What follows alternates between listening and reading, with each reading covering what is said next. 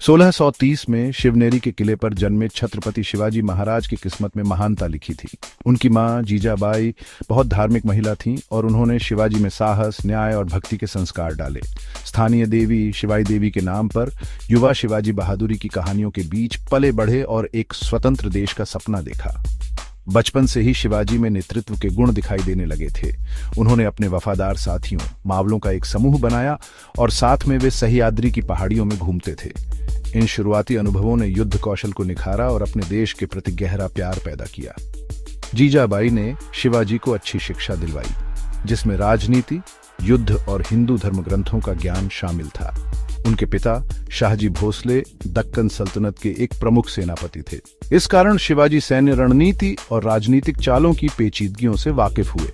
छोटी उम्र से ही वे दक्कन की शक्ति संतुलन और विभिन्न राज्यों के बीच वर्चस्व की निरंतर लड़ाई को समझने लगे थे। महत्वाकांक्षा और संघर्ष के इस माहौल में ही एक स्वतंत्र मराठा राज्य के लिए शिवाजी के अपने दृष्टिकोण के बीज बोए गए थे। अपनी किशोरावस्था तक शिवाजी ने अपनी सैन्य कुशलता दिखानी शुरू कर दी थी। उन्होंने 16 साल की उम्र में बीजापुर सल्तनत से तोरना किला जीत लिया, जो एक संप्रभु मराठा साम्राज्य स्थापित करने की उनकी असाधारण यात्रा की शुरुआत थी। यह जीत हालांकि छोटी थी, लेकिन यह विद्रोह का एक शक्तिशाली प्रतीक और युवा योद्धा की महत्वाकांक्षा का प्रमाण थी। शिवाजी की शुरुआती जीत से दक्कन में हलचल मच गई। तोरना पर कब्जे के बाद कोंडाना किले को रणनीतिक रूप से हासिल किया गया।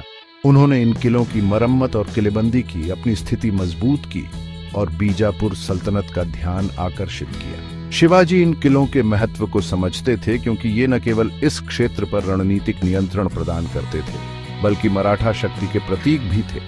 युवा मराठा नेता के बढ़ते प्रभाव पर किसी का ध्यान नहीं गया। बीजापुर के आदिल शाही वंश ने संभावित खतरे को पहचानते हुए उभरते सितारे के खिलाफ कार्रवाई करने का फैसला किया। उन्होंने एक अनुभवी सेनापति अफजल खान को एक विशाल सेना के साथ शिवाजी को वश में करने के लिए भेजा। हालांकि अपनी रणनीतिक प्रतिभा के लिए जाने जाने वाले शिवाजी के मन में कुछ और ही योजना थी। पारंपरिक युद्ध में शामिल होने के बजाय शिवाजी ने बातचीत के बहाने अफजल खान को एक बैठक में फुसलाया। उन्होंने प्रतापगढ़ किले की तलहटी को बैठक स्थल के रूप में चुना।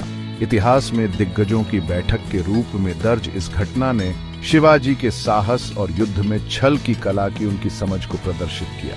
विश्वासघात की आशंका के चलते उन्होंने अपने कपड़ों के नीचे कवच पहना और छिपे हुए हथियार रखे। इसके बाद हुए संघर्ष में शिवाजी ने अफजल खान को मार डाला, जिससे बीजापुर सेना को करारी हार का सामना करना पड़ा।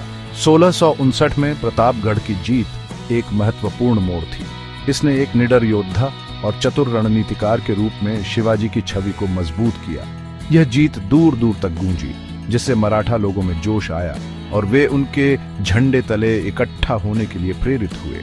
कोंकण तट से लेकर पश्चिमी घाट तक शिवाजी का नाम विदेशी शासन के खिलाफ मराठा प्रतिरोध का पर्याय बन गया। इस लड़ाई ने मराठा साम्राज्य की शुरुआत की और स्वतंत्रता के लिए एक लंबे और कठिन संघर्ष का मार्ग प्रशस्त किया। शिवाजी महाराज की वीरगाथा हमें सिखाती है कि साहस, रणनीति और दृढ़ संकल्प से कुछ भी संभव है। उनकी कहानी आज भी हमें प्रेरित करती है और हमें अपने लक्ष्यों के प्रति समर्पित रहने की सीख देती है। प्रतापगढ़ की जीत ने शिवाजी की प्रतिष्ठा को नई ऊंचाइयों पर पहुंचा दिया। इस सफलता के बाद शिवाजी ने अपने साम्राज्य के विस्तार की योजना बनाई। उन्होंने अपने सेनापतियों के साथ मिलकर पश्चिमी घाट और कोंकण तट के महत्वपूर्ण किलों पर कब्जा करना शुरू किया। शिवाजी का उद्देश्य केवल क्षेत्रीय विस्तार नहीं था, बल्कि मराठा शक्ति को एक सशक्त और स्वतंत्र राज्य के रूप में स्थापित करना भी था।